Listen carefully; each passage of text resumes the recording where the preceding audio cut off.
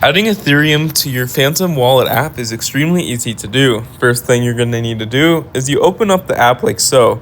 Now, once you open up the app, you'll be on this home screen simply like so. From here, you can actually see, if we scroll down, you can see our balances across all these currencies that are just on my layout like so. But if we want to acquire some Ethereum, what you want to do is you click on the buy option right here, where you can see all of the actual meme coins, all of the coins just in general on this app. And if we just click on Ethereum right here, it can actually see, you can enter in the amount. Let's just say we want $100 or $500. You can see once you enter in the amount of Ethereum that you want to buy. Now, just keep in mind the max is $29,000, so you cannot buy 40,000 like I was about to.